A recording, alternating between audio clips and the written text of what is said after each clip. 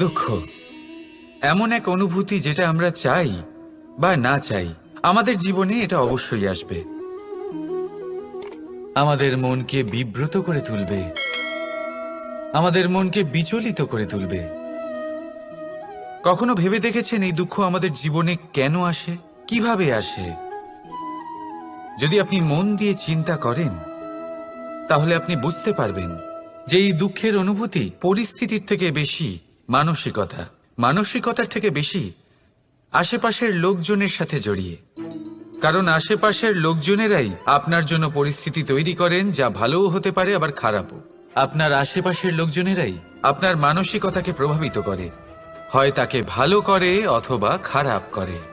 আমাদের জীবনের অর্ধেক দুঃখ এই কারণে যে আমরা তাদের উপরে আশা রাখি যাদের ওপরে কোনো আশা রাখা উচিত নয়, আর অর্ধেক দুঃখ এই কারণে যে আমরা তাদের উপরে সন্দেহ করি যাদের ওপর সেটা করা উচিত নয়। তাৎপর্য এটাই যে মানুষকে চেনার চেষ্টা করতে থাকুন। যেদিন আপনি এটা বুঝে যাবেন যে কে সুজন আর কে দুর্জন, সেই দিন এই দুঃখ আপনার জীবন থেকে দূরে কোথাও চলে যাবে। রাধা রাধা। কিছুদিন আগে আমরা কথা বলেছিলাম যে আমাদেরকে নিজেদের বিবেকের সাহায্যে সুজন আর দুর্জনকে চিনতে শিখতে হবে। কিন্তু কিভাবে চিনব? কি গুণ থাকে তাদের? সুজন কি সে যে আস্তিক হয়, যে ঈশ্বরকে বিশ্বাস করেন, যে তাকে ভয় পান? নাকি দুর্জন সে যে ঈশ্বরকে বিশ্বাস করেন না, তাকে ভয় পান না, শুধুমাত্র নিজের কাজ করে যান? আপনাকে বলে দিই, এই সুজন না তো আস্তিক হয় আর না তো নাস্তিক, তারা বাস্তবিক হয়। তাহলে আসুন আর বাস্তবিকতাকে চিনুন আর জীবনে শুধুমাত্র আনন্দ লাভ করুন। আর আমার সাথে ভালোবেসে বলুন রাধা রাধা। কখনো আপনি কোনো কুমোরকে দেখেছেন যারা মাটির পাত্র বানায়? প্রথমে সে ভিজে মাটি মাখে, তারপর তাকে গড়ে, তারপর তাকে চাকায় দিয়ে সঠিক আকার দেয়। যদি আকার ঠিক না হয় তা তক্ষুনি ঠিক করে দেয়, কারণ সে এটা জানে যে একবার এটা আগুনের তাপে দিয়ে দিলে, একবার এটা শুকিয়ে গেলে তারপরে এর আকার কখনোই বদলানো যায় না। এখানে লুকিয়ে আছে একটা শিক্ষা, সমস্ত মাতা পিতার জন্য একটা শিক্ষা। মাতা পিতাও তো এরকমই হন, তাদের নিজেদের সন্তানকে সঠিক সময় মতো শ্রেষ্ঠ শিক্ষা দেওয়া উচিত। মাতা পিতা যেন কখনো তাদের বিধাতা না হতে চান, কিন্তু প্রতিটা মুহূর্তে সবসময় চেষ্টা করুন তাদের সঠিক পথ দেখানো, কখনো কোমলতা দিয়ে, কখনো ভালোবাসা দিয়ে, আর কখনো কঠোর হয়ে। তার জীবনকে, তার ব্যক্তিত্বকে আকার দেওয়ার চেষ্টা করুন। কারণ যেমন মাটি একবার শুকিয়ে গেলে তারপর সেই পাত্রের আকার বদলানো যায় না, ঠিক সেইভাবেই আয়ুর বৃদ্ধির সাথে সন্তানের শিক্ষা কখনোই বদলানো যায় না। তা মনে রাখবেন। রাধা রাধা। নদী হোক বা সাগর হোক, নৌকা আমাদের এটা পার করতে সাহায্য করে। এই নৌকা কখনো কখনো ডুবেও যায়। এবারে এখানেই লুকিয়ে রয়েছে একটা শিক্ষা। অটল জলে এই নৌকা থাকে, তবুও ডুবে যায় না। এটা তখন ডুবে যায় যখন সেই জল নৌকায় প্রবেশ করতে থাকে। যখন জলের স্তর আস্তে আস্তে নৌকায় বেড়ে যায়, তখন নৌকা ডুবে যায়। এবার এটা আমাদের সাথেও হয়। বাইরের সমস্ত সমস্যা, সমস্ত বিপদ, সমস্ত সংকট, সমস্ত দুঃখ, এই সব আমাদের ততক্ষণ ভাঙতে পারে না যতক্ষণ না আমরা এদের আমাদের অন্তরে প্রবেশ করতে দিই। একবার এরা প্রবেশ করে গেলে আমরা ভেঙে গড়িয়ে যাব, ডুবে যাব। এই মনে আগেই প্রেম আর বিশ্বাস ভরে ফেলুন। জীবনে যত বড় বিপদই আসুক না কেন, আপনাকে কখনো ভাঙতে পারবে না। রাধা রাধা। হাতের কত রকম রূপ হয়, কিছু স্নেহের সাথে আপনাকে স্পর্শ করে, তো কিছু প্রহার হিসেবে বর্ষিত হয়। কিছু বন্ধুত্বের নামে আপনার দিকে অগ্রসর হয়, তো কিছু শত্রুতার দিকে আপনাকে টেনে নিয়ে যায়। কিন্তু কখনো ভেবে দেখেছেন যে কোন হাত বেশি মূল্যবান?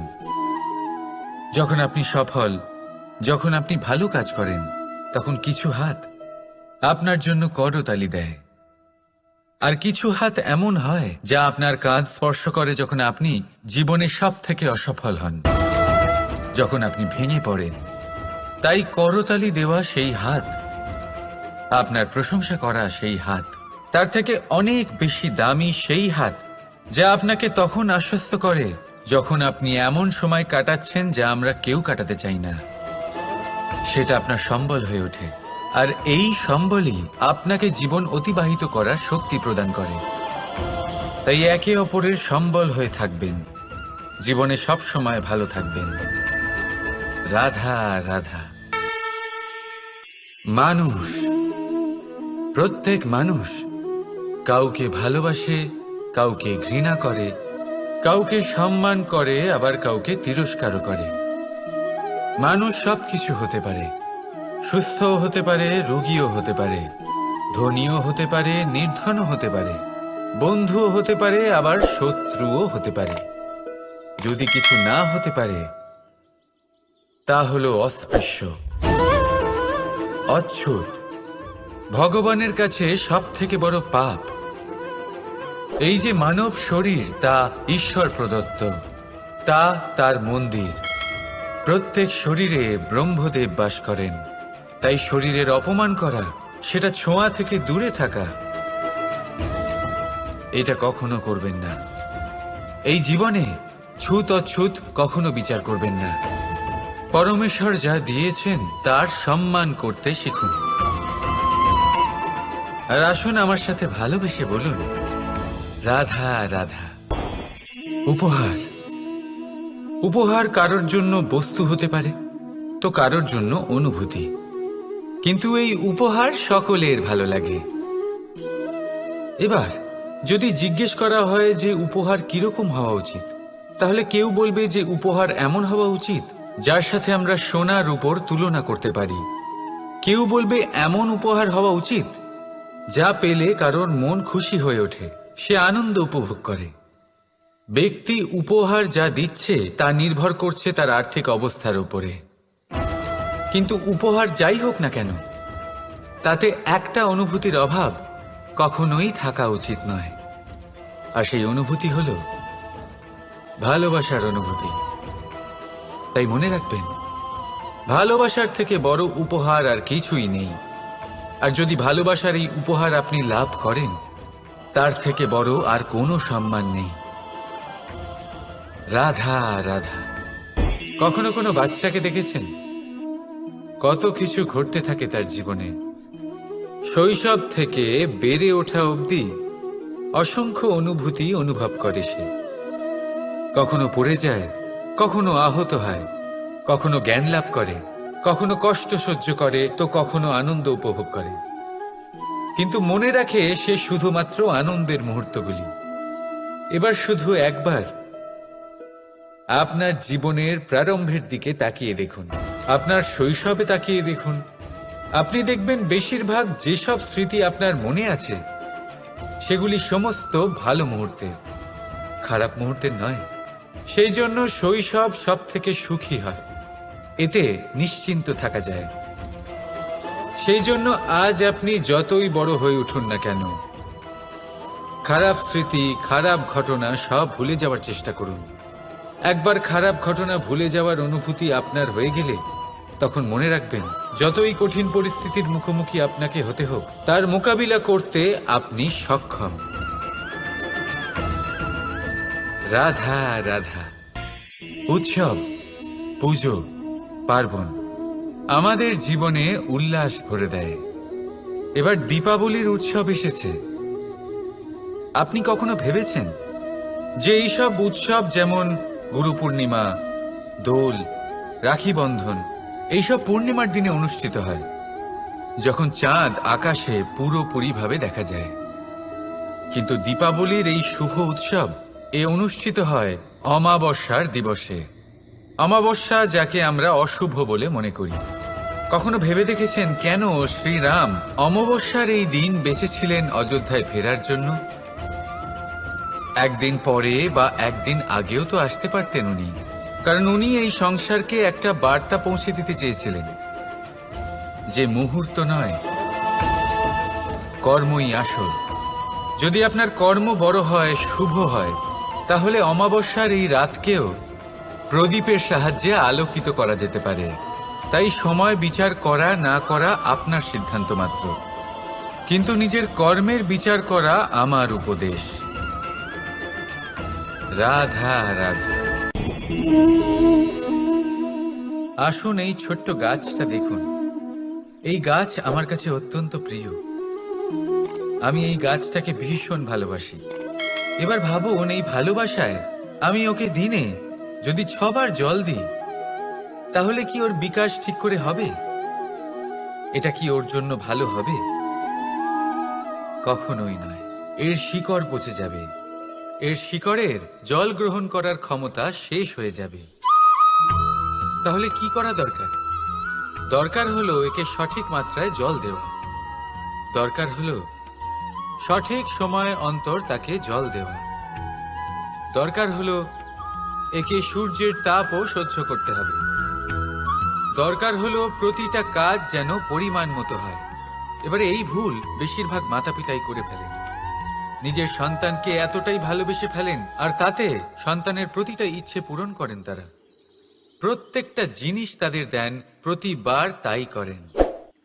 আর এইভাবে সন্তানের বিকাশে নিজেই বাধা হয়ে ওঠেন। এরকম করবেন না। এই যাত্রা আপনার সন্তানের। এই যাত্রায় আপনার সন্তানকে অনেক কিছু শিখতে হবে। নিজের ক্ষমতায় কাজ করতে হবে তাদের। করতে দিন। একটা অত্যন্ত গুরুত্বপূর্ণ কথা বলবো আপনাদের, তা আপনারা মনে রাখবেন। প্রেম আর শত্রুতা অধিক হয় তাহলে তা ক্ষতিকর। প্রতিটা বিষয়ে সমতা বজায় রাখুন। আর আমার সাথে ভালোবেসে বলুন, রাধা রাধা। পাদুকা, খড়ম আমাদের জীবনে কতটা গুরুত্বপূর্ণ হয়। যখনই আমরা এটা পায়ে পড়ে হাঁটি, এটা আমাদের রক্ষা করে কাঁটা থেকে, ছোট পাথর থেকে। এটা আমাদের সুরক্ষিত রাখে। কিন্তু যদি এটাকেই আমরা অন্য দৃষ্টিভঙ্গি দিয়ে দেখি, তাহলে এই পাদুকার জন্যই হাঁটার সময় পেছন থেকে আমাদের পায়ে কাদা লেগে যায়। এরকম মানুষও আমাদের জীবনে থাকে, যে থাকে তো আমাদের সাথেই, কিন্তু এরাই আমাদের পিঠ পিছে কাদা ছোড়ে। এবার হাঁটার সময় যখন আপনার পায়ে কাদা লাগে আপনার পাদুকার জন্য, আপনার নজর সেদিকে থাকে না, আপনার নজর থাকে সামনের দিকে, কারণ সেটাই আপনার লক্ষ্য, সেটাই আপনার পথ, আর সেটাই আপনার করা উচিত। তাই মনে রাখবেন, আপনার পা ধরে সেই টানতে পারে যে আপনার পেছনে রয়েছে, আর আপনার নজর সেখানে নয়। সবসময় সামনে নিজের লক্ষ্যে থাকা উচিত। প্রতি মুহূর্তে নিজের লক্ষ্যের দিকে তাকিয়ে থাকুন। সবসময় জীবনের সামনে এগোতে থাকুন। আর রাধা রাধা। মানুষ মানুষ এক সামাজিক প্রাণী। সমাজে ঘোরাফেরা করে, অন্য মানুষ খুঁজে বেড়ায়, সম্পর্ক তৈরি করে, সেটাকে গড়ে তোলে, সুখ দান করে, সুখ লাভ করে, নিজের দুঃখকে কম করে। কিন্তু একটা জিনিস সে বোঝে না, কোন ব্যক্তি আপন আর কোন ব্যক্তি পর। দেখুন, আপন সে নয় যে সুখের সময় আপনার সাথে থাকে। আপন সে যে দুঃখের সময়ে শুরু থেকে শেষ অবধি আপনার সঙ্গে থাকে।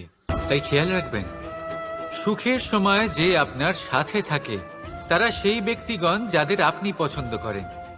কিন্তু যে দুঃখের সময়, সমস্যার মধ্যে, কষ্টের ও একাকিত্বের মধ্যে আপনার সাথে থাকে, আপনাকে সব সময় সঙ্গ দেয়, তারা সেই ব্যক্তি যারা আপনাকে পছন্দ করে।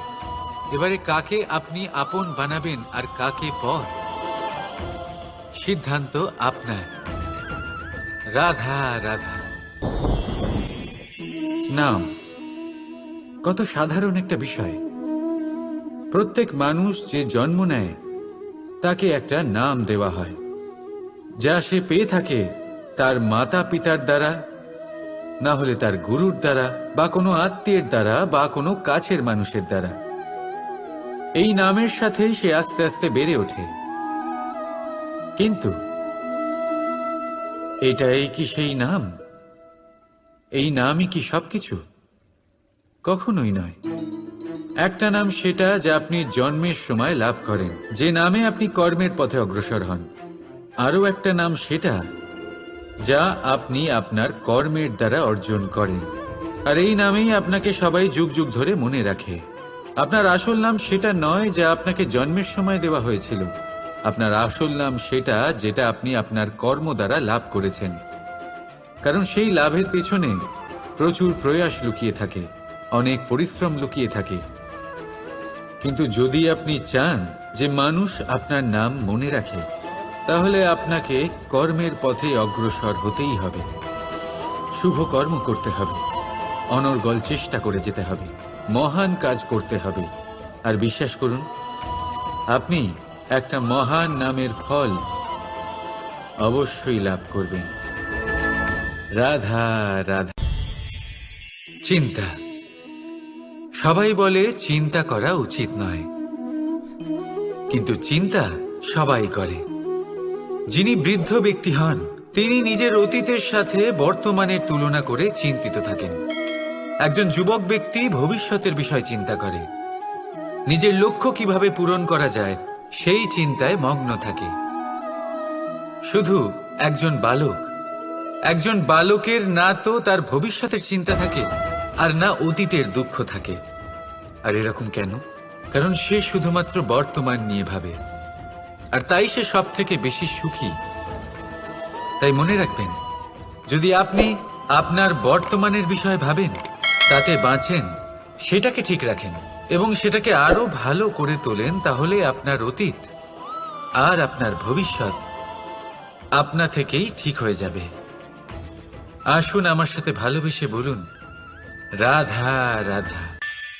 মানুষের কত রকম অনুভূতি হয়, কিন্তু সে সেটাই করে যেটা সে আজ অবধি করে এসেছে, আর এটাই তার সব থেকে বড় ভুল। আপনাকে যদি উদাহরণ দিই, তাহলে একটা গোয়ালা যে ছোটবেলা থেকে একটাই কাজ করেছে, গরুকে চড়িয়েছে, দুধ বের করেছে, সে সারা জীবন সেটাই পাবে, শুধু দুধ। কিন্তু ভেবে দেখুন, যখন এই দুধ কোনো ময়রার কাছে যায়, তখন সে সেটা দিয়ে মালপোয়া বানায়, মাখন বানায়, বিভিন্ন রকমের সুস্বাদু মিষ্টি বানায়, ঘি বানায়। সে বড় কিছু করে, তার বদলে সে বড় কিছু পায়। তাই মনে রাখবেন, যদি আপনি সেটা করেন যেটা আপনি সব সময় করে এসেছেন, তাহলে আপনি সেটাই পাবেন যা আপনি আজ পর্যন্ত পেয়ে এসেছেন। নতুন কিছু করার চেষ্টা করুন, আলাদা কিছু করার চেষ্টা করুন, নিজেকে বদলানোর চেষ্টা করুন, নিজেকে প্রস্তুত করুন, নতুন কিছু করুন। তাই মনে রাখবেন, যদি আপনি এমন কিছু করেন যা এর আগে কেউ কখনো করেনি, তাহলে আপনি এমন কিছু পাবেন যা এর আগে কেউ কখনো পায়নি। তাই নতুন উপায়, নতুন চেষ্টার দ্বারা নতুন কর্মের পালন করুন। নতুন চিন্তা নিজের ভেতরে জাগ্রত করুন, কারণ এই চিন্তাই সত্য হয়ে আপনার জীবনে আসবে। রাধা রাধা। যদি আমি আপনাকে জিজ্ঞেস করি যে এই সংসারে সব থেকে মাহাত্ম্যপূর্ণ বস্তু কি, তাহলে আপনি বলবেন জল। আর একদম ঠিক বলবেন। কিন্তু কোন কারণে? এই জন্য যে সে আমাদের জীবন দান করে? এই জন্য যে সে আমাদের তৃষ্ণা মেটায়? নাকি এই জন্য যে আমাদের দৈনিক কাজ থেকে শুরু করে আমাদের মৃত্যু অবধি কাজে আসে, সব কাজে আমাদের সাহায্য করে? না, এর পেছনে একটা কারণ হলো জলের প্রকৃতি। ভেবে দেখুন, সমুদ্রের এই জল সূর্যের তাপ সহ্য করে বাষ্পীভূত হয়, তারপর উপরে গিয়ে মেঘে পরিণত হয়, তারপর সেই মেঘ রূপে প্রবাহিত হয়ে কোনো পর্বতের সাথে ধাক্কা খেয়ে বর্ষা হয়ে এই পৃথিবীতে বর্ষিত হয়। আর এই পৃথিবীর ধূলিকণা এর মাটিকে নিজের মধ্যে ধারণ করে। মানুষের দ্বারা, অন্য প্রাণীর দ্বারা যে ময়লা ছড়িয়ে পড়েছে তাকে নিজের মধ্যে ধারণ করে, আর তারপর ফের অগ্রসর হয়ে পড়ে সমুদ্রের দিকে, সমুদ্রে মিশে যায়। কিন্তু তবুও আবার বাষ্পীভূত হওয়ার সময় সেই ময়লাকে সে সেখানেই ফেলে যায়, সেই ময়লাকে নিজের সাথে নিয়ে যায় না। ব্যাস, এটাই জলের প্রকৃতি, যা তাকে মহান করে তোলে। আপনিও আপনার জীবনে আপনার কর্ম করুন, মহান কর্ম করুন, ভালোভাবে করুন, কিন্তু সেই কর্মের সাথে যে অহংকার আসে সেটা নিজের মধ্যে প্রবেশ করতে দেবেন না। তার থেকে ওপরে উঠুন। আপনি নিজেকে জলের মতো হালকা অনুভব করবেন। রাধা রাধা। এই সংসারে যেই জন্মগ্রহণ করে কিছু না কিছু অবশ্যই শেখে, এবং তার জন্য থাকে তার গুরুর অবদান। এবার এই গুরু কে হবেন তা আমরা নির্বাচন করি। হয়তো তিনি আমাদের মাতা পিতা হতে পারেন, হয়তো বন্ধু হতে পারেন, হয়তো দাদাও হতে পারেন, আদর্শ হতে পারেন, বা হয়তো গুরুকুলের শিক্ষাকর্তা গুরুও হতে পারেন। এবার সংসারের এমন কিছু জিনিস আছে যা জগতের কোনো গুরুই শেখাতে পারবেন না, তা আপনাকে সময় শিখিয়ে দেবে। কারণ এই সংসারে সময়ের থেকে বড় গুরু আর কেউ হয় না। এবার সময় আর গুরুর মধ্যে একটা সাদৃশ্য আছে আর একটা তফাতও আছে। সাদৃশ্য হলো যে সময় আর গুরু দুজনেই আপনাকে শেখায়। তফাতেই যে গুরু প্রথমে আপনাকে শিক্ষাদান করে, তারপর আপনার পরীক্ষা নেন।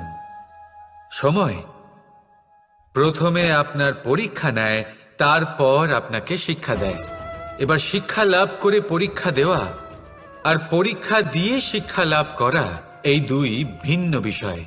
আর সব সময় মনে রাখবেন, এই সময়ের থেকে আপনি যা শিক্ষা লাভ করবেন তা সব সময় যত্ন করে আপনার কাছে রেখে দেবেন। কারণ সময়ের থেকে বড়, সময়ের থেকে দামি, সময়ের থেকে অত্যন্ত আধুনিক আর কোনো গুরু নেই। রাধা রাধা। প্রেম আর চাওয়া একই মনে হয়, তাই না? কিন্তু আসলে এরা আলাদা। এদের মধ্যে অনেক তফাৎ আছে। দেখতে গেলে প্রেম আর চাওয়া কখনোই এক হতে পারে না। এবার যদি আপনাকে আমি এক উদাহরণ দিই, যদি আপনি এই ফুলকে চান, তাহলে আপনি এটাকে তার ডাল থেকে ছিঁড়ে আপনার কাছে রেখে দেবেন। কিন্তু যদি আপনি একে ভালোবাসেন, তাহলে আপনি প্রতিদিন এসে এটার শিকড়ে জল দেবেন, যাতে সে আরো প্রস্ফুটিত হয়। শুধু এটাই তফাৎ চাওয়া আর প্রেমের মধ্যে।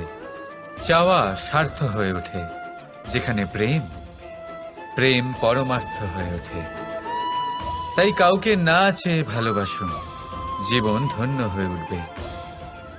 রাধা রাধা। এই বস্ত্র দেখছেন আপনি?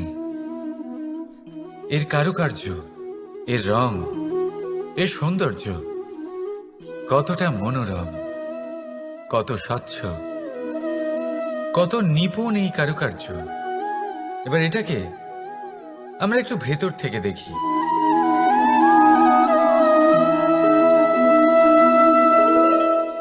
আপনি কি সেটাই দেখতে পাচ্ছেন যা আমি দেখতে পাচ্ছি?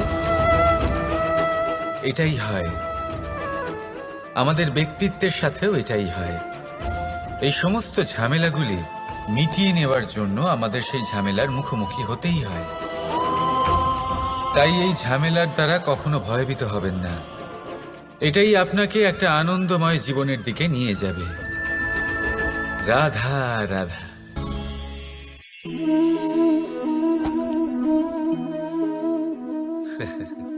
আপনি কি কখনো কোনো গাছের গায়ে পাথর ছুঁড়ে মেরেছেন? আজ না হোক, ছোটবেলায় কখনো না কখনো নিশ্চয়ই ছুঁড়েছেন।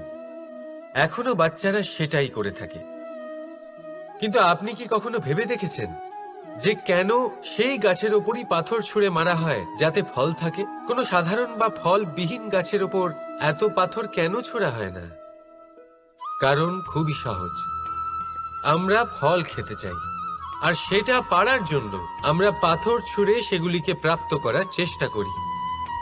আর অন্যদিকে সেই গাছ এই পাথরের রূপে বিরোধিতা সহ্য করে, তবুও সেখানেই দাঁড়িয়ে থাকে যেখানে তার অবস্থান। সেই ফল আমাদের দিতে থাকে যা সর্বদা আমাদের দিয়ে এসেছে, আর সেই জন্যই সে আমাদের কাছে মূল্যবান। তাই মনে রাখবেন, আপনার জীবনেও এরকম অনেক মানুষ আসবেন বা হয়তো এখনই আছে যারা আপনার বিরোধিতা করেন, যারা আপনার জীবনে সংকট ডেকে আনেন, আপনাকে দোষারোপ করেন, কিন্তু আপনার নজর সেদিকে থাকা উচিত নয়। তাই একটা গুরুত্বপূর্ণ সত্য সবসময় মনে রাখবেন, সেই গাছের ওপরেই পাথর এসে পড়ে যে ফল ধারণ করে, যে মূল্যবান হয়। রাধা রাধা।